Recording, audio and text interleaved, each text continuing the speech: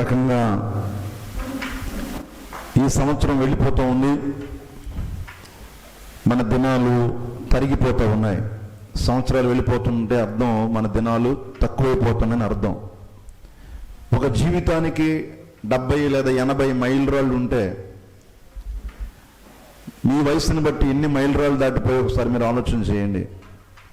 ఒకవేళ మీరు 40లో ఉంటే ఇది 41వ మైలురాయి, ఇంకెన్నో రాళ్ళు ఉండవు. ప్రయాణం చేసేవాళ్ళు తెలుస్తూ ఉంటుంది. ఆ రోడ్డు ప్రక్కన మైలురాళ్ళు వేస్తూ ఉంటారు, అక్కడ రాస్తారు ఆ ఊరి పేరు, అది ఇన్ని కిలోమీటర్లు అని చెప్పి వాళ్ళు దాటుకుంటూ వెళ్ళిపోతూ ఉంటారు. మన జీవిత ప్రయాణంలో కూడా దేవాది దేవుడు 20-23 అనే మైలురాయిని దాటుకుంటూ 20-24 అనే మైలురాయి దగ్గరికి మనల్ని దేవుడు పంపిస్తూ ఉన్నాడు. దేవునికి మహిమ కలుగును గాక. ఈ సంవత్సరాన్ని ఒకసారి మనం ఆలోచన చేస్తే ఈ సంవత్సరంలో క్రైస్తవ బిడ్డలు ఎంతో హింసింపబడ్డారు. ఎన్నో హింస. మణిపూర్లో జరిగిన మారణకాండ అంతా ఇంత కాదు, ఎంతోమంది చనిపోయారు. అలాగే ఇజ్రాయెల్ ప్రాంతంలో వాళ్ళు ఉత్సవం చేసుకున్న వేళలో అమాయకులైన ప్రజల దగ్గరికి వచ్చి హమాస్ ఉగ్రవాదులు వారందరినీ కూడా పెట్టిన కాల్చినట్టు చాలామందిని కాల్చి చంపేశారు.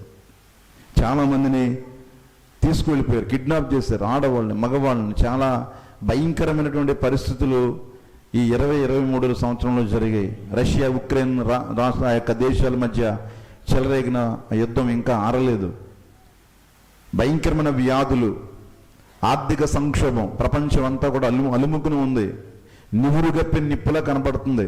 పైకి ఎలా ఉందంటే చాలా బాగున్నట్టు కనపడుతుంది, కానీ లోపలంతా కూడా ఎలా ఉందంటే ఎప్పుడు ఏ దేశం కుప్పకూలిపోతుందో అర్థం కాని పరిస్థితి. అటు అమెరికా సంయుక్త రాష్ట్రాల పరిస్థితి అలాగే ఉంది. మన భారతదేశం బాగుందని మీరు అనుకుంటున్నారు, కానీ చదువుకుంటే తెలుస్తుంది. మీరంతా అదృష్టవంతులు, తగ్గ ఇల్లు వచ్చేస్తున్నారు అంతే, ఏది పట్టించుకోవట్లేదు. కానీ లోపల డీప్గా వెళితే ఎప్పుడు ఈ ఆర్థిక వ్యవస్థ నాశనం అయిపోద్దో తెలియదు. ఎందుకంటే బాధ్యత లేని నాయకులు అందరూ కూడా పబ్బం గడుపుకునే నాయకులే తప్ప భవిష్యత్తు తరాల గురించి ఆలోచించే నాయకులు ఇప్పుడు లేరు. అప్పటికప్పుడు అయిపోవాలంతే. ఇది అలా ఆలోచన చేస్తే పూర్వం ఉన్న వాళ్ళు ఎంత అభివృద్ధి జరుగుతుందండి. వాళ్ళు కూడా ఓట్ల గురించే, నా సీటు గురించే ఆలోచన చేస్తే, నేను నా గురించే ఆలోచన చేసుకుంటే ఇంతమందిని నేను కట్టలేను. నా గురించే ఆలోచన చేస్తే ఎలాగ వెనకేసుకోవాలా, ఎలాగ పోగేసుకోవాలని ఉంటుంది. ఇంక రాబోయే రోజులు భయంకరమైన రోజులే. అందులో ఇంకెవరు కూడా అతిథులం కాదు.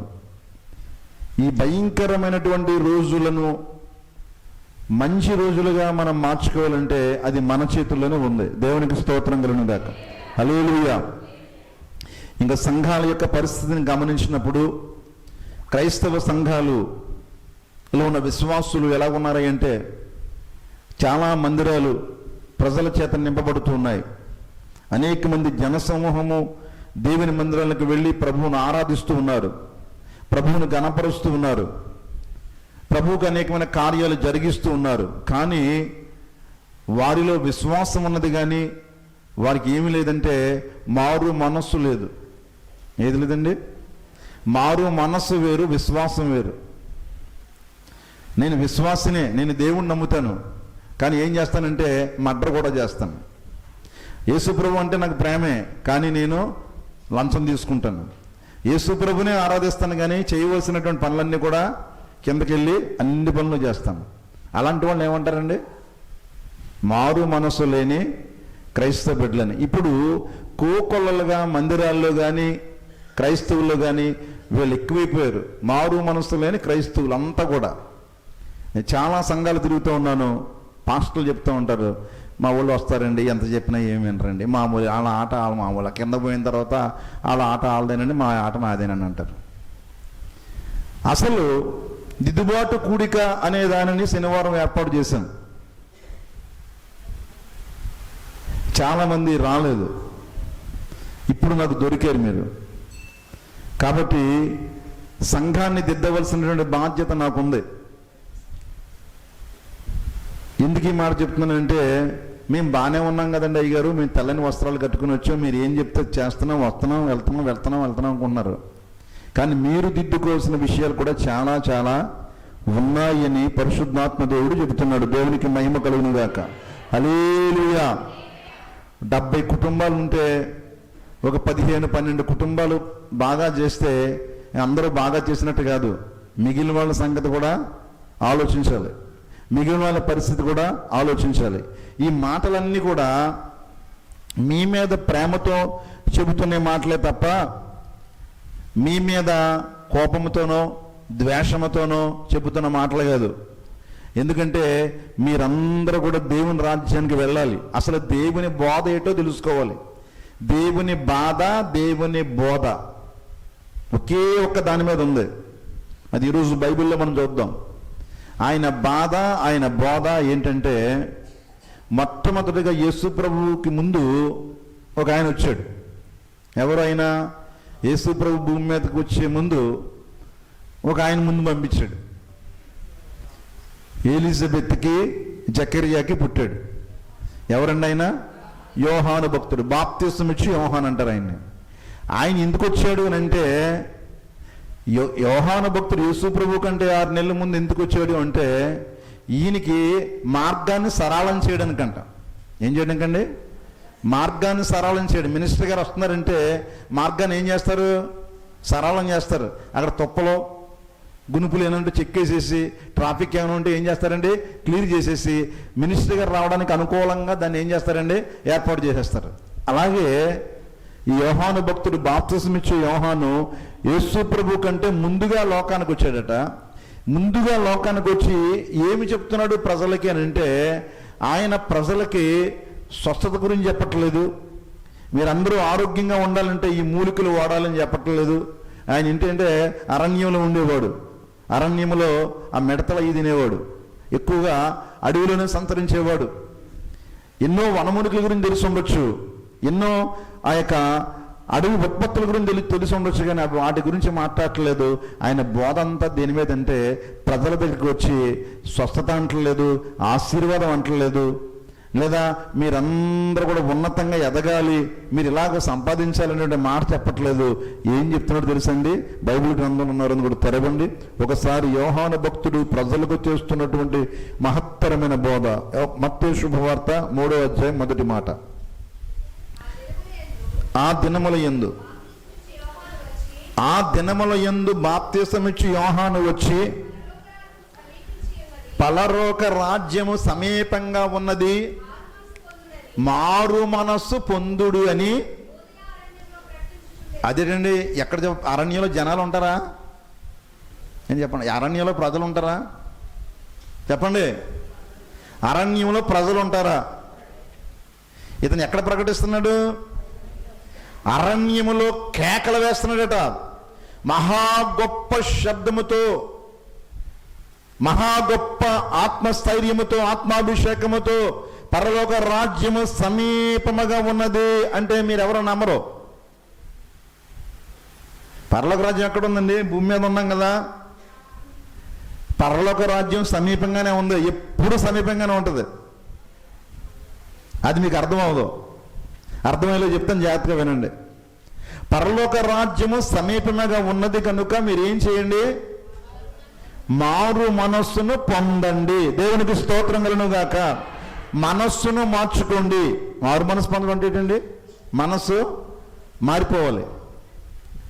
మీ ఇల్లు మారిపోయి, తాటకిళ్ళు ఏమైపోయి? పెంకిటిళ్ళు అయిపోయి. పెంకిటిళ్ళు అయిపోయి ఏమైపోయి? డాబా ఇళ్ళు అయిపోయి. వెరీ గుడ్, దేవునికి స్తోత్రం, హల్లెలూయా. మీ సెల్ ఫోన్లు ఏమేయండి? సెల్ ఫోన్ మారిపోలేదా? బేసిక్ ఫోన్ నుండి, ల్యాండ్ లైన్ నుంచి ఎక్కడికొచ్చాం? మామూలు నోకియా ఫోన్కి వచ్చింది, కనెక్టింగ్ ద పీపుల్ అని. నోకియో కనెక్టింగ్ ద పీపుల్ అని వచ్చేది. చిన్న ఫోన్ తెలుసా కదా బాబు? 1100, 2200 వాడాం. ఆ తర్వాత అక్కడి నుంచి ఎక్కడికి వచ్చింది? టచ్ ఫోన్ దగ్గరకు వచ్చింది. ఆ తర్వాత టచ్ వెళ్ళబోయి స్మార్ట్ అయిపోయింది. ఇప్పుడు అందరి దగ్గర ఏ ఫోన్లు ఉన్నాయండి? మాడిఫికేషన్ అయిపోయింది. ఇవన్నీ మార్పు చెందుతూ వెళుతూ ఉంది. వస్తువులు మారుతూ ఉన్నాయి, సంప్రదాయాలు మారుతూ ఉన్నాయి. ఒకప్పుడు ఆడవారు బయటకు వస్తే తప్పు, ఒకప్పుడు ఆడ మనిషి బైక్ తొక్కుతుంటే అందరూ ఇలా చూసి ఈవిడ బైక్ తొక్కడం ఏంటి, ఈవిడ బైక్ తొక్కుతుంది ఏంటండి అనేవారు. సైకిల్ తొక్కినా ప్రమాదమే, ఆడపిల్ల ఏంటండి సైకిల్ తొక్కిస్తున్నారు, సంప్రదాయం లేదా అనేవారు. ఇప్పుడు చెప్పండి, రోడ్ల మీద నైటీతో తిరుగుతున్నారు జనాలు. పంజాబీ డ్రెస్ వేస్తే ఏమనేవారు, బాబు డ్రెస్ వేసిందండి ఆవిడ, చీర కట్టదు ఆవిడ, డ్రెస్ వేసి తిరుగుతుంది చిన్నపిల్లలాగా. 2 పిల్లల తల్లి. ఇప్పుడు 4 పిల్లల తల్లి అయినా సరే శుభ్రంగా రాసుకుని నైటీ వేసుకుని తిరిగినా అనేవాడు అడిగేవాడు ఎవడో లేడు. సంప్రదాయాలు మారిపోయి, పద్ధతులు మారిపోయి, వ్యవహారాలు మారిపోయి, తిండ్లు మారిపోయి, అలవాట్లు మారిపోయి, అన్నీ మారిపోయి, అన్ని మార్చుకుంటూ వెళ్ళిపోతున్నాడు. కానీ మనిషి తన మనస్సును మాత్రం ఏం చేయట్లేదంటే మార్చుకోవటం లేదు. క్రైస్తవ బిడ్డలుగా దేవుని మందిరానికి వస్తున్నాము, వాక్యాలు వింటున్నాము, అనేక రకాల వర్తమానాలు మన మీదకి వస్తూనే ఉన్నాయి, కానీ మన మనస్సు మాత్రం ఏం చేయట్లేదంటే మార్పు చెందడము లేదు. మొట్టమొదటి బోధ, యేసు ప్రభు వారికి అనుకూలం పరిచే బోధ ఏం చేస్తున్నాడంటే, అరణ్యములో ఇదిగో పరలోక రాజ్యము సమీపముగా ఉన్నది, మీరు మారు మనస్సు పొందండి అరుస్తున్నట్టు అరణ్యములో. దేవునికి స్తోత్రం కలుగును గాక. ఏదండి పరలోక రాజ్యము? పరలోక రాజ్యం కనిపిస్తుందా? ఎక్కడ ఉన్నది అది? అమెరికాలో ఉందా? ఆస్ట్రేలియాలో ఉందా? పాకిస్తాన్లో ఉందా? బెలూచిస్తాన్లో ఉందంటే నీకు కనిపించాలంటే నువ్వు కను మూయగానే వెళ్ళిపోతావు. ఆత్మ దాన్ని దయచేసిన దేవుని యొద్దకు క్షణంలో పరలోక రాజ్యం దగ్గర కనబడిపోద్దు. నువ్వు చనిపోతే క్షణం నీ పక్కనే ఉంది. మరణం ఎలాగో నీ ప్రక్కనే ఉందో పరలోక రాజ్యం కూడా నీ ప్రక్కనే ఉంది. అదే అప్పటి నుంచి దేవుని యొక్క బాధ బోధ అదే, పరలోక రాజ్యం సమీపంగా ఉందరా, మీరు మారు మనసు పొందండి, పరలోక రాజ్యం సమీపంగా ఉంది, నువ్వు మార్పు చెందు. ఎంతకాలం అలా ఆ పాపములోనే, ఆ పద్ధతిలోనే, ఆ వ్యవహారంలోనే, ఆ కోపములోనే, ఆ తాపములోనే, ఆ యొక్క ద్వేషములోనే, ఆ లోక వ్యవహారాలు ఉండిపోతావు. రా వాక్యములను అడుగుపెట్టు, ఆధ్యాత్మిక స్థాయిలోనికి రా, ఆధ్యాత్మిక పద్ధతులకు రా, పరలోక రాజ్య వ్యవహారాలను కూడా నా మనస్సు వంటి మనస్సును ఏర్పాటు చేసుకో. నా మనస్సులాగా నీ మనస్సు మారిపోవాలని, నాలాగా నువ్వు మారిపోవాలని అనేక మంది దైవ సేవకుల చేత అనేక కోటాలలో, ఉద్యోగ సభలలో, యూట్యూబుల్లో, రేడియోలలో, టీవీలలో అనేక రకాల ప్రసంగాలు నీ దగ్గరికి పంపిస్తూ ఉంటే ఎప్పటికి నువ్వు మారుతావు అని దేవుడు అడుగుతున్నాడు. ఈరోజు అరణ్యములో ఏం చేస్తున్నాడు అండి? కేకలు వేస్తున్నాడు. దేని కొరకు? మీరేం చేయండి, మీరు స్వస్థత పొందండి, నడవలేని వారు నడవండి, వినలేని వారు వినండి, చెవులు గలవారు వినండి, చెవిటివారు మీరు జాగ్రత్తగా ఆ చెవిటితనం తీసుకోండి. స్వస్థతల గురించో ఆశీర్వాదాల గురించో ఇవి మాట్లాడలేదు యోహాను. ఒకటే బోధ అయింది. ఏంటో తెలుసండి? మీరు ఏం చేయండి? మారు మనస్సు పొందండి. దాని కొరకు మత్తయి శుభవార్త 3వ అధ్యాయం 11, మార్కు శుభవార్త 1వ అధ్యాయం 4వ మాట, అపోస్తుల కార్యగ్రంథం 13వ అధ్యాయం 24వ మాట త్వరగా తీసిపెట్టుకోండి. మారు మనస్సు నిమిత్తము నేను నీళ్లలో మారు మనసు పొందిన వాళ్ళందరినీ నీళ్ళలో ముంచుతున్నాను. ఎవరైతే యేసు ప్రభువుని రక్షకుడికి అంగీకరిస్తున్నారో, యెహోవా దేవుని నమ్ముకుంటాను అంటున్నారో వాళ్ళందరికీ ఏం చేస్తున్నాడంటే బాప్తిసం ఇచ్చి యోహాను బాప్తిసాలు ఇచ్చేస్తున్నాడు. దేని కొరకంటే మారు మనస్సు పొందుట గురించి. మారు మనస్సు బాప్తిసం పొందితే ఇతను మారు మనస్సు పొందుతాడని బాప్తిసాలు ఇచ్చేస్తున్నాడట ప్రతి ఒక్కరికి కూడా. ఆ యోహాను గారి మాట అంగీకరించిన వారు, ఆ యోహాను యొక్క మాటనకు లోబడిన వారు అందరూ కూడా యోహాను శిష్యులైపోయి ఆయన్ని వెంబడిస్తూ, అయ్యో ఈయన చెప్పే దాంట్లో యథార్థత ఉన్నది, ఈయన చెప్పే దాంట్లో న్యాయం ఉన్నది, దేని ఆశించటం లేదు, ఈ లోక తలంపుల్లో లేడు, ఈ లోకపు సంపాదనలో ఏమాత్రం మునిగిపోకుండా అరణ్యములో నివాసం ఏర్పాటు చేసుకుని నిస్వార్థమైన సేవ చేస్తున్నాడు. ప్రజలారా, పరలోక రాజ్యం దగ్గరగా ఉంది, మీరందరూ మారు మనసు పొందండి. దాని కొరకు ఏం చేయాలంటే మీరు బాప్తిసం పొందండి. నీళ్లలో బాప్తిసం ఇస్తూ ఉన్నాడు. ఇది జరుగుతున్న వేళలో మార్కు శుభవార్త 1:4 చదువుతుంది. మార్కు 1:4 బాప్తిసం ఇచ్చి యోహాను అరణ్యములో ఉండి పాప క్షమాపణ నిమిత్తము మారు మనస్సు విషయమైన దేవునికి స్తోత్రం కలుగును గాక. ఏం ప్రకటిస్తున్నాడండి? ఒకటే బోధ, 100 బోధలు లేవు, ఒకటే బోధ. పాప క్షమాపణ నిమిత్తం మీ దోషాలన్నీ పోవాలంటే, మీరు చేసిన అతిక్రమాలన్నీ పోవాలంటే రండి, మీకు నీళ్ళలో బాప్తిసం ఇస్తాను. ఈ బాప్తిసం పొందితే మీ దోషాలన్నీ కూడా వెళ్ళిపోతాయి, మీ పాపాలన్నీ కూడా వెళ్ళిపోతాయని ప్రతి ఒక్కరికి కూడా సాక్ష్యం ఇస్తూ ఈ బోధనే అనేక ప్రాంతాల గుండా ఆయన పంపిస్తూ ఉన్నాడు. ఇది మారు మనస్సు పొందడం అనేది ఇట్స్ నాట్ ఎ రిక్వెస్ట్. ఇందాక బాబు అంటున్నాడు రిక్వెస్ట్, ఇంకోటి ఏంటండి, ఇంకోటి అడగమా, ఊరా ఏంటండి, రూలు, రిక్వెస్ట్, కమాండ్, ఈ 3 చెప్పాడు. Order or command. ఇది మారు మనసు అనేది రూలు కాదు, రిక్వెస్ట్ కాదు. మారు మనసు అనేది పొందడం అనేది దేవుడు చెబుతున్న ఆజ్ఞ, కమాండ్. దేవునికి స్తోత్రం కలుగుగాక. ఎందులో ఉంది బైబిల్లో అని అంటే చదవండి. అపోస్తుల కార్యగ్రంథం 17వ అధ్యాయము 30వ మాట. త్వరగా సహాయం చేయండి. అపోస్తుల కార్యగ్రంథము 17వ అధ్యాయం 30వ మాట.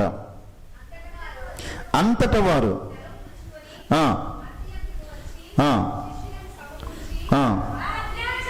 ఏం చదువుతామా? అపోస్తుల కార్యగ్రంథం 17వ అధ్యాయం 30. జాగ్రత్తగా ఉన్నానమ్మా, జాగ్రత్తగా వినండి. ఆ అజ్ఞాన కాలమందు పోలే ఏం కాదు, ఎప్పుడైనా తెలుసుకుంటారులే నా బిడ్డలు, పోలే ఏం కాదు, తెలుసో తెలియక తెలుసుకుంటారులే అని టైం ఇచ్చేవాడట. ఆ అజ్ఞాన కాలం ముందు దేవుడు చూచిచున్నట్టు వదిలేశాడు. కానీ ఇది ఏ కాలం అండి చెప్పాలి? ఇప్పుడు ఏ కాలం బాబు? ఆర్టిఫిషియల్ ఇంటెలిజెన్స్ అంటే మీకు తెలుసా? తెలిసిందా? ఇంకా రాలేదా? మీ దాకా వచ్చిందా పదం? ఆర్టిఫిషియల్ ఇంటెలిజెన్స్ వచ్చేసింది. ఇప్పుడు ఏ స్థాయికి వచ్చిందంటే మెడికల్, అదే మా వైద్య రంగం ఎక్కడికి వచ్చిందంటే, నేను టెస్ట్ చేసి నువ్వు ఎప్పుడు చచ్చిపోతావో చెప్తారు. నువ్వు ఎలా పుడతావో అది కాదు, నేను టెస్ట్ చేసి నేను ప్రాణం ఎప్పుడు పోద్దో చెప్పే టెక్నాలజీ వచ్చేసింది. అన్ని టెస్టులు ఇప్పుడు చేస్తున్నారు కదా, బ్లడ్ టెస్ట్ చేస్తున్నారు, మోషన్ టెస్ట్ చేస్తున్నారు, యూరిన్ టెస్ట్ చేస్తున్నారు, ఎక్కడెక్కడ అవయవాల్లో లోపాలు ఉన్నాయో కనుక్కుంటున్నారు. ప్రాణం కూడా ఎప్పుడు పోతుందో ఆర్టిఫిషియల్ ఇంటెలిజెన్స్ చెప్తుందంట. ఈ అబ్బాయి 2032వ సంవత్సరం సెప్టెంబర్ 6వ తారీఖున టపాకడేస్తాడు, డేట్తో సహా. అందులో తీసుకెళ్ళిపోయారు. ఆర్టిఫిషియల్ ఇంటెలిజెన్స్ వచ్చింది. ప్రతిదీ కూడా మన ప్రమేయం లేకుండానే మనకు సంబంధించిన వ్యవహారాలు ఒక రోబో వచ్చేస్తుంది మన ఇంటికి. రాబోయే రోజుల్లో ఒక రోబో కూడా ఇక్కడ పాస్టర్ గారి కింద యాక్ట్ చేస్తుంది. పాస్టర్ గారు ఇంకా రారు, ఇక్కడ రోబో విడేస్తాడు ఆయన. దానికి మెసేజ్ అంతా కూడా ఫీడ్ చేసేస్తాడు, ఆ మెసేజ్ అంతా కూడా చెప్పేస్తుంది. మీరు కూడా ఏం చేస్తారంటే రారు ఇక్కడికి, మీ రోబో మీరు పంపించేది. మీకు రోబో ఉంటుంది, మీది ఆ ఫీడ్బ్యాక్ అంతా ఇక్కడ చెప్పేదంతా కూడా తీసుకుని మీకు వచ్చేసేది చెప్తుంది అనమాట. దేవునికి స్తోత్రం కలుగును గాక. ఒక్కొక్కళ్ళు ఒక్కొక్క రోబో కొనేసుకుంటారు, ఇంకా రోబోయే పని చేస్తూ ఉంటుంది. ఇలాంటి జ్ఞాన యుగంలోకి వెళ్ళిపోయింది ప్రపంచం. ఈ జ్ఞాన యుగంలో దేవుడు మనుషులకు ఇస్తున్నటువంటి ఒక మాట ఎటు తెలుసండి, చదవండి.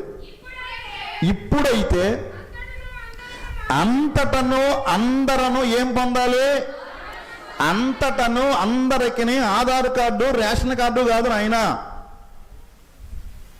అందరికీ వాటర్ కార్డులు ఇచ్చేద్దాం, ఫైల్ చేస్తారు. రేపు వచ్చేస్తుంది జనవరిలో. అమ్మ మీకు ఓటు ఉందా? అమ్మా మీకు ఓటు ఉందా నాయన? మీకు ఓటు ఉందా ప్రభువా? నీకు ఓటు ఉందా తల్లి అని అడుగుతారు. ఓటు కోసం కాదు ఇది, చోటు కోసం కాదు ఇది. అందరను అంతటను, పిల్లలేమి పెద్దలేమి, పెద్దవారేమి చిన్నవారేమి, ధనికులేమి దరిద్రులేమి, నల్లవారేమి తెల్లవారేమి, మనుషులు ఎవరైనా మనుషుల కొరకే దేవుడు. జంతువుల కొరకు కాదు. జంతువులకి ఏమి లేదంటే మనస్సు లేదు. కుక్కలు ఎప్పుడు కూడా కుక్కలు అలాగే ఉండిపోయాయి, నక్కలు కూడా ఎప్పుడు అలాగే ఉండిపోయాయి, ఏనుగులు అలాగే ఉన్నాయి. మనిషే మార్పు చెందుకుంటూ వెళ్ళిపోయి, మనిషికి ఆత్మ ఉన్నది కనుక ఈ ఆత్మ కొరకు దేవుడు ప్రయాసపడుతూ ఉన్నాడు. ఈ ఆత్మను పట్టుకుంటే మనస్సు మారితేనటండి శరీరం మారుతుందట. ఫస్ట్ మనసు మారింది అనుకోండి, ఏది మారుతుంది? ఫస్ట్ మనసు మారితే శరీరం మారుతుంది, శరీరం మారితే ప్రాణం కూడా మారిపోద్ది. మనస్సును పట్టుకుంటే, అందుకే అంటారు కొంతమంది అంటుంటారు, అప్పుడెప్పుడు పాత మందిరంలో మనసు వెళ్ళించాడు మనిషి వెళ్ళకూడదు, ఆయన మనిషి వెళ్ళించాడు మనసు వెళ్ళకూడదని ఏది చేసేవారు ప్రార్థనలు. మనస్సు పట్టుకుంటే ఆ మనస్సు ఒకవేళ బయటికి వెళ్ళాలి అనుకుంటే అది బయటికి వెళ్ళిపోద్ది. మనకు మనస్సు ఉంటే ఏముంటుందట? మార్గం ఉంటుంది. కనుకనే దేవుడు ఆ మనస్సును పట్టుకున్నాడు. నీ మనస్సును పట్టుకోవాలని ప్రయత్నం చేస్తూ ఉన్నాడు. అది దాని కొరకు యోహాను ముందుగానే ప్రయత్నం చేస్తూ దేవుడు మనుషులందరూ కూడా ఏమిస్తున్నాడంటే ఆజ్ఞాపించుచున్నాడు. ఆ మాటగా చదువుతుంది. మనుషులందరినీ కూడా ఏం పొందుతున్నాడండి? రిక్వెస్ట్ చేయట్లేదు, నువ్వు మారు మనసు పొందో. మారు మనసు పొందాలంతే. నువ్వు మనస్సు మారకపోతే నువ్వు ఎన్ని పాటలు పాడినా, ఎన్ని కానుకలు చెల్లించినా, ఎంత దశంభాగాలు ఇచ్చినా, ఎన్ని మంచి కార్యాలు చేసినా, ఎన్ని ధర్మకార్యాలు చేసినా, చాలామంది ఏం చేస్తుంటారంటే మన హైందవ సహోదరులు అన్ని చెడ్డ పనులు చేసి వడ్డీ కాసులు ఓడుకోరే ఈ పనులన్నింటికి ఒకసారి వడ్డీ కట్టి మూట అందులో పోసిస్తే చేసిన పాపాలన్నీ పోతాయి అనుకుంటారు. ఏం చేస్తుంటారు? అలాగే మన క్రైస్తవులు కూడా చాలామంది ఏం చేస్తారంటే దోషాలు, పాపాలు, వేషాలు వేసి ఆ దేవుడికి ఏ దశంభాగమో, ఏదో ఏ కానుకో, ఏ కృతజ్ఞత చెల్లించేస్తే దేవుడు మన్నించేస్తాడనుకుంటున్నారు. కాదు, మారు మనస్సు లేకుండా అర్పించిన అర్పణలను దేవుడు స్వీకరించాడు. అది గుర్తుపెట్టుకోండి. మనస్సు మారితేనే దేవుని యొద్దకు ప్రతిదీ చేరుతుంది. అందుకనే మనుషులకు ఆయన ఆజ్ఞాపిస్తూ ఉన్నాడు. దేవునికి స్తోత్రం కలుగును గాక. మనము మారు మనస్సు పొందుతామనే దేవుడట సంవత్సరాలని పొడిగిస్తూ ఉన్నాడట. 2 పేతురు పత్రిక 3వ అధ్యాయము 9వ మాటను చదవండి. సంవత్సరాలు ఎందుకు పొడిగిస్తున్నాడు? కొత్త సంవత్సరం మీకు ఎందుకు ఇస్తున్నాడంటే నువ్వు మంచోడని కాదు, నీ మనస్సును మార్చుకోవాలని, నీ మంచితనం ఏంటో దేవుడు తెలుసు. సమస్తమైన చూస్తూ ఉన్నాడు. ఈ 2023 సంవత్సరంలో ఎన్ని వేషాలు వేసావో, ఎన్ని దోషాలు చేసావో, ఎన్ని మోసాలు చేసావో దైవజనుడుగా నాకు తెలియకపోవచ్చేమో కానీ ప్రతిది కూడా దేవునికి తెలుస్తును గనుక మరొక తరుణాన్ని దేవుడు నీకు ఇవ్వబోతున్నాడు గనుక ఈ రాత్రి వేళ వాక్యం వింటున్న నీవు నీ మనస్సును దృఢపరుచుకుని ఒక్కసారి నీ మనస్సు యొక్క పరిస్థితి ఎలాగుందో ఒకసారి నీవే పరిశీలన చేసుకో. దేవుడు సెలవిస్తున్నాడు. చదువుతలే మాట 2 పేతురు 3:9. కొందరు ఆలస్యమని ఎంచుకున్నట్లు ప్రభువు తన వాగ్దానం గురించి ఆలస్యం చేసేవాడు కాదు. కానీ అదండి దేవుడికున్న గొప్ప అలవాటు ఏంటంటే భోజనం పెట్టేటప్పుడు అందరూ భోంచేసి వెళ్ళాలనుకుంటాడు కదా. ఆ విందు ప్రధాని అందరూ భోజనం చేయాలండి, అందరూ సంతృప్తిగా తిని వెళ్ళాలి, ఎవరు కూడా ఆకలిగా వెళ్ళకూడదు అనేటువంటి ఆలోచన విందు చేసే ఆ ప్రధానికి, ఆ విందు చేసే యజమానికి ఎలాగుంటుందో ఈ సర్వ సృష్టిని చేసినటువంటి యజమానుడు ఒకటి కోరుకుంటున్నాడు. ప్రజలు ఏ భాష మాట్లాడేవారైనా, ఏ ప్రాంతానికి చెందిన వారైనా, భూమి మీద ఉన్న అందరి ప్రజలు వారు ఏం పొందాలటండి? ఏం పొందాలమ్మా? అది అండర్లైన్ చేసుకోండి ఒకసారి. దేవుడు ఏం కోరుకుంటున్నాడు? మారు మనస్సు పొందాలని సంవత్సరాలు ఏం చేస్తున్నాడండి? పొడిగిస్తూ ఉన్నాడు. దేవునికి స్తోత్రం కలుగును గాక. ఇంకనూ నువ్వు మార్పు చెందకపోతే, ఏ ఏరియాలో నీ యొక్క మారు మనసు చూపించడం లేదో, విశ్వాసం ఉంది మంచిదే, విశ్వాసం వేరు, మారు మనసు వేరు. నేను చాలా సందర్భాలు చెప్తాను. దేవుడు నమ్మి కూడా దొంగ పనులు ఏం చేయొచ్చు? దొంగ పనులు కూడా ప్రార్థన చేసుకుని వెళ్ళేవాళ్ళు కూడా నాకు తెలిసి ఇంతమంది ఉన్నారు. నాకు కూడా ప్రార్థన, ప్రభువా అయ్యగారు తప్పు చేయడానికి వెళ్తున్నానండి, ఎవరికి దొరకకుండా ఉండేలాగా ప్రార్థన చేయండి. మరి ఏం బాబు అంటే ఆగలేకపోతున్నానండి అయ్యగారు. శరీరం కదండి, దేవుడు క్షమించేస్తాడు. చాలా సుట్లు క్షమించాడండి నన్ను, చాలా సుట్లు క్షమించాడట. ఆగలేకపోతున్నాడట. ఒక ఆయన రాజకీయ నాయకుడు దేవుడు నమ్మాడు, మర్డర్ చేయించినాకే ప్రార్థన చేయించుకున్నాడు. ఉన్నారా? ఏమి లేదు. ఏముంది అతనికే? దేవుడి మీద ఏముంది? విశ్వాసం ఉంది. కానీ మనసు ఏం చేయలేదు? లోకానికి ఉంది. ఇది అత్తది, ఇది అత్తదు. అందుకే దేవుడు చెప్తున్నాడు, ఇదిగో అందరూ అంతటను ఏం పొందాలి? మారు మనస్సును పొందండి. దేవునికి స్తోత్రం కలుగును గాక. ప్రకటన గ్రంథం 2:21 చదువుతల్లి. ప్రకటన గ్రంథం 2వ అధ్యాయం 21వ మాట త్వరగా.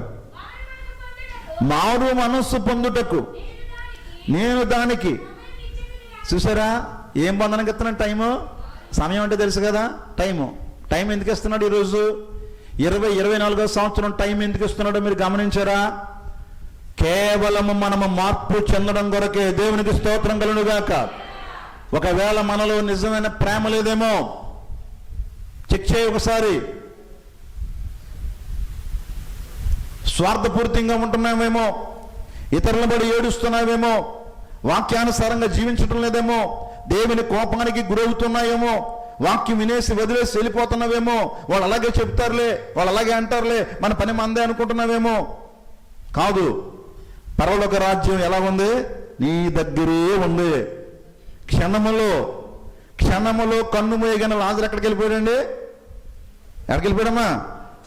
అబ్రహాం రొమ్మును ఆనుకోనకు పోయాడు, క్షణంలో ఉంది అక్కడ. క్షణంలో ధనవంతుడు ఎక్కడ పోయాడండి? పాతాళంలో పోయాడు. అంటే పరలోక రాజ్యము సమీపముగానే అందరికీ మన పక్కనే ఉన్నది. దేవునికి స్తోత్రం కలుగును గాక. కళ్ళు తెరిస్తే వెలుగురా, కళ్ళు మూస్తే చీకటిరా. మర్చిపోకండి ఈ మాట. దేవుడు సెలవిస్తున్నాడు, మారు మనసు పొంది ఆ క్రియలు, మొదటి క్రియలు 2వ అధ్యాయం 5వ మాట చదువు తల్లి. నీవు ఏ స్థితిలో నుండి పడితివో అది జ్ఞాపకం చేసుకుని మారు మనసు పొంది ఆ మొదటి క్రియలు ఏదైతే ఉన్నాయో, ఒకప్పుడు ఎలా ఉండేది సంఘం? ఒకప్పుడు ప్రార్థన పెడితే 30 కుర్చీలో 20 కుర్చీలో వేస్తే 15 మంది 20 మంది మగవాళ్ళు వచ్చి కూర్చునేవారు. ఇప్పుడు ఎందుకు రావట్లేదు చెప్పండి? 2002, 2003, 2004, 2005, 2005, 2007 ఎంతమంది మగవాళ్ళు ప్రార్థనకు వచ్చేవారు? ఇప్పుడేమైందో నీకే తెలుసు, నాకు కాదు. ఒకసారి నువ్వు చెక్ చేసుకో. మొదట నీ భక్తి ఎలా ఉంది, ఇప్పుడు ఎలాగుంది? మొదట దేవుని నువ్వు ఎంత ప్రేమించావు, ఇప్పుడు ఎలా ప్రేమిస్తున్నావు?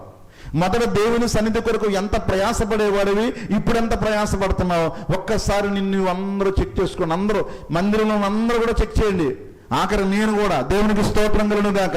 వాక్యం చెబుతున్నాను, మీకు నాకు 2 అంచుల వాడిగల ఖడ్గము ఎంత దేవుని పనిలో ముందుకు సాగుతున్నామో ఒకసారి చెక్ చేసుకునే రోజు ఇది. మనస్సుకి మాట్లాడుకునే రోజు. పరిశుద్ధాత్మ దేవుడు మాట్లాడుతున్నాడు, మీ సేవకుడు కూడా మీతో మాట్లాడుతున్నాడు. ఆ మొదటి క్రియలు ఏమైపోయాయి? ఆ మొదటి కార్యాలు ఏమైపోయాయి? ఆ ఆసక్తి ఏమైపోయింది? ఆ భక్తి ఏమైపోయింది?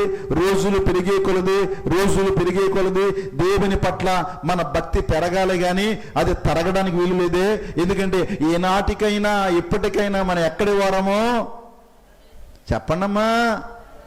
నేను కట్టేశానండి 50 లక్షలు ఇల్లండి అయ్యగారు, రోజు నా ఇల్లంటే ఎంత ఇట్టమో స్తోత్రం ఆయన.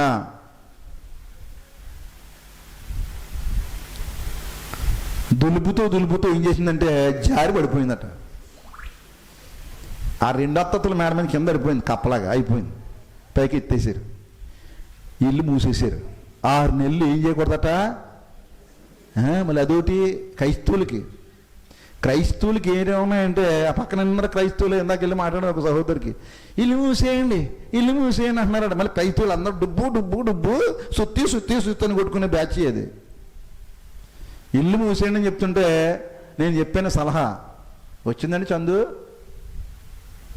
చేయి చూపించమమ్మా, పైకి చూపించు, నాకు కనబట్ల. దేవునికి స్తోత్రం కలుగును. మంచి సలహా ఇచ్చాను. ఏంటో సలహా తెలుసా? అమ్మా చందు, 3 ప్రశ్నలు వేయాలి వాళ్ళకి. మొదటి ప్రశ్న, హాస్పిటల్లో అనేక మంది చనిపోతున్నారు, మరి ఏ డాక్టర్ గారు కూడా హాస్పిటల్ ఏం చేయట్లేదు, 6 నెలలు మూసేయట్లేదు, ఎందుకు? నెంబర్ 1. నెంబర్ 2, రోడ్డు మీద ఎన్నో యాక్సిడెంట్లు అయిపోతున్నాయి, చచ్చిపోతున్నారు. ఆ పక్క రోడ్డు ఈ పక్క రోడ్డు మూసేసి ప్రజల్ని డైవర్షన్ రోడ్లో పంపించట్లేదు, ఎందుకు? ప్రశ్నించు. 3వది, చాలామంది ఈ మధ్య సినిమా హాల్లోకి వెళ్ళి గుండెపోటు వచ్చిపోతున్నారు, కానీ ఏ థియేటర్ కూడా ఏం చేయట్లేదు బాబు, ఎందుకో ఒకసారి అడుగు. ఈ 3 వేసిన తర్వాత ఇంకా అడిగింది అనుకోండి, 9951451230 నెంబర్ ఇచ్చే. దేవునికి స్తోత్రం కలుగును గాక. ఈ నెంబర్ ఇచ్చే, నేను శుభ్రంగా ఆడుకుంటాను, నాకు అలాంటోళ్ళే కావాలి.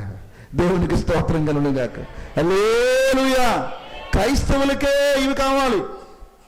మారు మనసు లేదు, మూసేయాలి, తీసేయాలి.